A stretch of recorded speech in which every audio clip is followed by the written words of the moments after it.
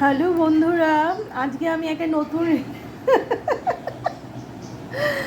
নতুন রেসিপি নিয়ে চলে এসেছি। প্রথমে বলি গুড আফটারনুন, সবাই ভালো আছো? তো যাই হোক, আমি চলে আসছি রেসিপির ঘরে। তো আজ আমি নতুন একটা রেসিপি বানাতে চলেছি, যেটার ইউটিউবে কোনো দিন দেখোনি, তোমরাও কোনো দিন জানো না করতে। আর সত্যি সত্যি সিরিয়াসলি তোমরা পারো না করতে, আর আমিও পারি, আমি একমাত্র পারি করতে। সেটা হলো বেগুন ভাজা। তো বেগুন কীভাবে ভাজতে হয় সেটা শিখে নাও আমার কাছ থেকে, যেটা ইউটিউবেও দেখোনি কোনো দিন, ফার্স্ট টাইম আমি ভাজছি, আমি দেবো, আমারটাই দেখবে। তো শিখে নাও কীভাবে বেগুন ভাজা করতে হয়। তো এই যে বেগুনটাকে আমি হলুদ আর নুন দিয়ে মাখাবো, মাখিয়ে রিফাইন তেলে ভাজবো, ব্যাস হয়ে যাবে আমার বেগুন ভাজা। তো ঠিক আছে, ধৈর্য নিয়ে দেখো, আমি নেক্সট প্রসেসিং আমি কি করছি দেখতে থাকো। তোমাদের একটা জিনিস বলতে ভুলে গেছি, যে সেটা হলো এই যে বেগুন ভাজার মধ্যে যদি চিনি দাও না, এই যে চিনি, আমি চিনি দিয়ে দিলাম। চিনি গুঁড়ো করে, গুঁড়ো ডাস্ট থাকলে ওটা আরও ভালো হয়, মিশে যায় নুনের মতো। তো যাই হোক, আমি চিনিটা দিলাম। বেগুন ভাজার মধ্যে অলমোস্ট সব সময় অলওয়েজ কী করবে বলো তো, চিনিটা দিয়ে নুন হলুদের সাথে চিনি দিতে হয়। চিনি দিলে বেগুন ভাজার যে তেল টানে, ওই তেলটা কম টানবে, আর দেখতে কালারফুলও হয়, আর খুব সুন্দর লাগে খেতে, একটু মিষ্টি মিষ্টি ভাবটাও আসে। এটা হলো আমার আজকের টিপস, ঠিক আছে? তো এটা মাথায় রেখো, বেগুনটার মধ্যে অবশ্যই চিনি দেওয়ার চেষ্টা করো, সামান্য একটু একটু মিষ্টি মিষ্টি ভাবও আসবে, আর তেলটাও কম টানবে। তো এই হলো আমার আজকে বেগুনের রেসিপি, বেগুন ভাজার রেসিপি। তো চলো আমি এখন বেগুন ভাজাটা ভাজবো। তো কিভাবে ভাজতে হয় শিখে নাও। তো এই দেখো, আমার বেগুন বেগুন ভাজবো যে রিফাইন্ড অয়েলে ভাজতে হয়, ঠিক আছে? আর সর্ষের তেলে ভাজা যেতে পারে, কিন্তু সর্ষের তেলে ভাজলে কি হয়, কালারটা একটু কালো কালো হয়ে যায়। তাই জন্য অলওয়েজ চেষ্টা করবে রিফাইন্ড অয়েলেই ভাজার। রিফাইন্ড অয়েল, সয়াবিন তেল, যে যেটা খাও আর কি। কেউ ঘিও ভাজতে পারো।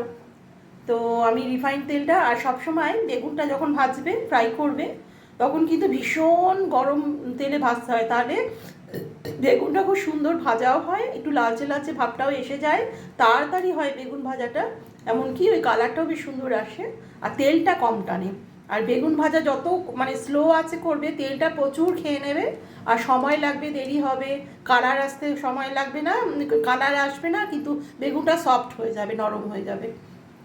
তাই জন্য মুচমুচে কড়া, বেগুনটা ভাজতে গেলে কড়া মুচমুচে হবে, একদম ভীষণ তেতে উঠবে তেল, সেই গরম তেলে বেগুনটা ভাজবে, একদম ফটাফট হয়েও যাবে, আর সফট হওয়ার সাথে সাথে তোমার কালারটাও এসে যাবে, আর খুব সুন্দর একটা লুকস দেবে, আর খেতেও ভালো হবে, ঠিক আছে? তো তাই জন্য আমার তেলটা কিন্তু অনেকটা গরম হয়ে এসছে, আর একটু গরম করবো আমি, বেশ অনেকটা গরম করব, তারপরে আমি বেগুনটা ভাজবো। তো শিখে নাও, শিখে নিলে, আর একটু শেখার বাকি আছে, আর একটু শিখে নাও, যেটুকু বাকি আছে সেটাও দেখিয়ে দিই।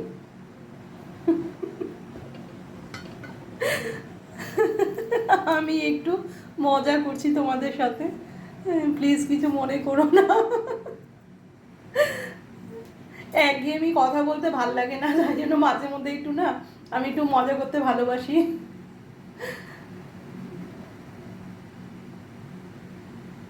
আর একটু তেলটা গরম হবে। আজকে শনিবার, তো অ্যাকচুয়ালি শনিবার, তারপর অমাবস্যা, পূর্ণিমা, এগুলোতে কি বলতো, আমি ভাত খাই না, ডালিয়া খাই, ওটস খাই, লুচি পরোটা সবই চলে, কিন্তু ভাত রাইসটা খাই না, রাইস খাই না, এটাই হচ্ছে, রাইস খাই না। বেগুনও খাই না, তবে বেগুনটা আজকে কেটে ফেলেছি, তো খেয়ে নিই, যখন কেটেই ফেলেছি খেয়ে নিই বেগুনটা। আর শনিবারে বেগুন খাই না, সর্ষের তেল খাই না, বিউলির ডাল খাই না। আর একাদশী তো পুরো নিরামিষ, একাদশীতেও ভাত খাই না। একাদশী মাসে দুবার আসে, 11 তারিখ একাদশী। তো একাদশী তো আমি খাই না ভাত, একদম চলবেই না। তখনও লুচি, রুটি, পরোটা, ডালিয়া, ওটস, এই সমস্ত। একাদশীতে বেগুন টেগুন খাওয়া যেতে পারে, ওটা না, কিন্তু শনিবারে বেগুন, সর্ষে তেল আর বিউলি ডাল এগুলো একদম খাই না। তো আজকে আমি ভিডিও বানানোর জন্য করে ফেলছি আর কি। এবার কোনো ইমিটেশন বাড়ি রইলো, ইনভাইটেশন রইলো, সেখানে তো গিয়ে তো কোনো যদি কিছু থাকে চেষ্টা করি না খাওয়ার, কিন্তু থাকলে খেয়ে নিই, অসুবিধার কিছু নেই, মানে বাধ্যবাধকতা নেই খাওয়া, আমি বাড়িতে মেনটেন করি বেশি। এবার কোথাও আমরা ঘুরতে গেলাম তখনও খেয়ে নিই, এরকম আর কি, কিন্তু বাড়িতে বেশিরভাগই খাই না আর কি। তো এই দেখো আমার তেল কিন্তু অনেকটা গরম হয়ে গেছে, এ দেখো ভেজে নিচ্ছি। এ দেখো দেওয়ার সাথে সাথে কিছু তো কালারফুল হয়ে গেল, তাই না? সবসময় চিনিটা দেওয়ার চেষ্টা করো বেগুন ভাজাতে, ওটা লুকসটাও ভালো আসে আর তেলটা কম টানে। আর সুগার যেটা বলছি আর কি, ওই সুগারটা দেওয়ার চেষ্টা করো, ওতে তেল কম টানে আর লুকসটা ভালো আসে, আর খুব সুন্দর হয়, এটা মিষ্টি মিষ্টি স্বাদ আসে খাবার জন্যে।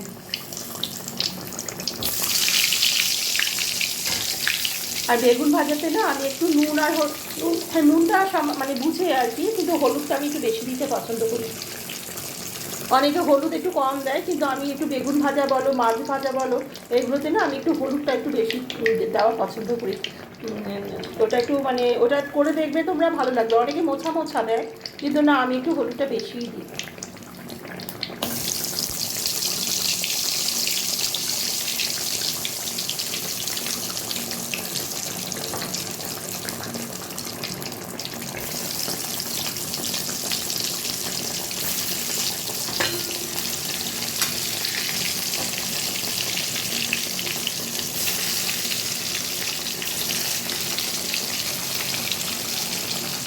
তো ঠিক আছে, হোক একটা পিস, তারপর আমি দেখাচ্ছি তোমাদেরকে। তো এই দেখো আমার নুন হলুদ আর চিনি দিয়ে মাখিয়ে বেগুন ভাজা কমপ্লিট হয়ে গেল। তো তোমরা ধৈর্য নিয়ে দেখলে যে এতক্ষণ, তার জন্য অনেক অনেক থ্যাংক ইউ। আর আমাকে সাপোর্ট করো এরকম সিম্পল আর ঘরোয়া রান্না দেওয়ার জন্য। ভীষণ ইজি প্রসেসে দেখালাম।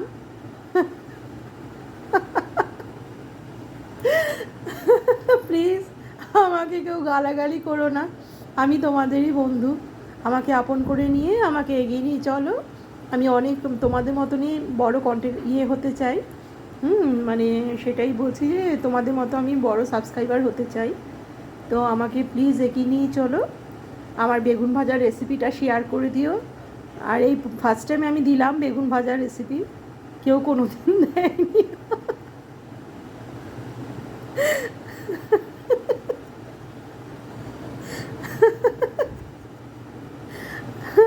এখন আমার হাজব্যান্ড বাড়িতে নেই, থাকলে গাল খেতাম।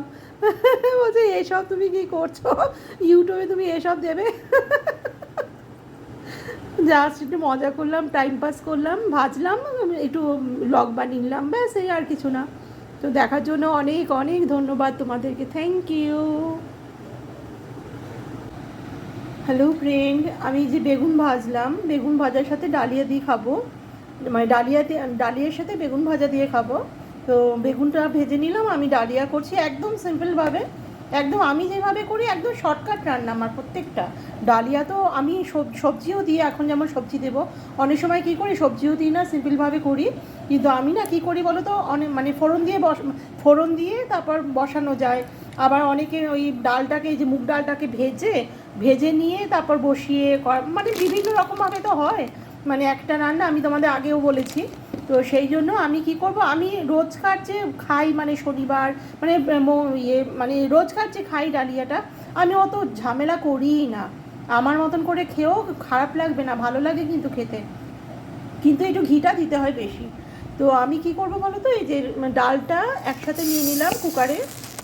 এবার এবার আমি ডালিয়া একসাথে নিয়ে নেব, ঠিক আছে? নিয়ে তারপর একসাথে ভালো করে ধুয়ে নেব, ধুয়ে তারপর ওই দেবো, মানে আর শনিবারে আমি ফোড়নও খাই না। এই যে ডালিয়া দিয়ে দিলাম।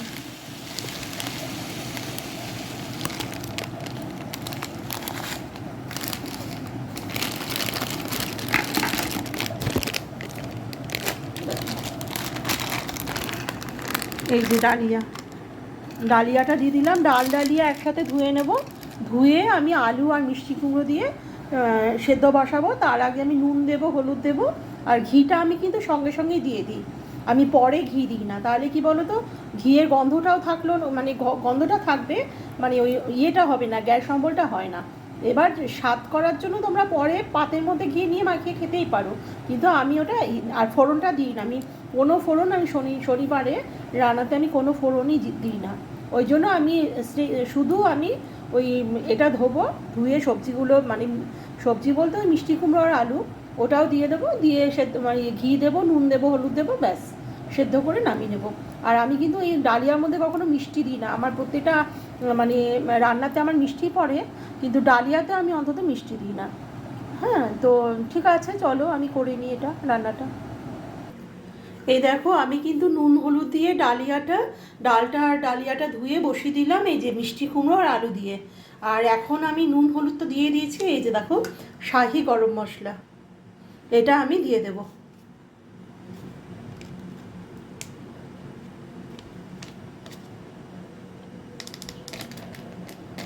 ব্যাস এটা দিয়ে দিলাম, বেশি দিইনি, অল্প দিয়েছি। আর এবার আমি কিন্তু ঘি দেব, ঘিটা আমি এনে দেখাচ্ছি। আমি কিন্তু ঘিটা একটু পরিমাণে বেশি খাই, তোমরা আবার কিছু মানে মনে করো না। আর ঘিটা খেলে জানো তো, 1 মিনিট জানলাটা বন্ধ করে। হ্যাঁ, ঘিটা খেলে কি হয় বলো তো, হাড়গুলো ঠিকঠাক থাকে বয়সকালে, বুঝেছো? বিষ ব্যথাটা ধরে না। ঘিটা প্রচুর খেতে হয়, ঘি খেলে শরীর স্বাস্থ্যের জন্য খুব ভালো। আমি তো ছোটোবেলা থেকে ঘিটা খুবই খাই। এখন বিয়ের পরে নয়, ঘি মানে ছোটো থেকেই আমি ঘি খাই। এই যে ভোরে 1 চামচ, কারণ আমি পরে আর আলাদা করে মাখাবো না। এই যে ভোরে 1 চামচ দিলাম, আবার ভোরে আরেক চামচ দেবো, ব্যাস। আমি কিন্তু পরে আলাদা করে আমি মানে মাখিয়ে খাই না তালাতে, ব্যাস। এবার আমার এটা হয়ে গেল, এবার আমি সেদ্ধ বসিয়ে দিই।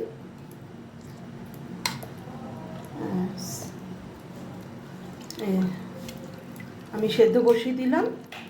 হ্যাঁ, এবার আমার কুকারটা তো এমনি ডালিয়ার জন্য খুব ভালো পারফেক্ট কাজ করে। আমি একটা সিটি দেবো, একদম তাতেই গলে যায় অনেক। আর বেশি গলে গেলে ভালো লাগে না, ওই একটা সিটি দিলেও অনেক গলে যায়। আমি একটা সিটি দিয়ে অফ করে দিই, তারপর দেখি প্রচণ্ড পরিমাণে গলে গেছে। কেন ডালিয়া আমার ওই গলাটা ভালো লাগে না, তো তাই জন্য এবার আমি সিটি দিয়ে নামিয়ে দেখাচ্ছি, ঠিক আছে?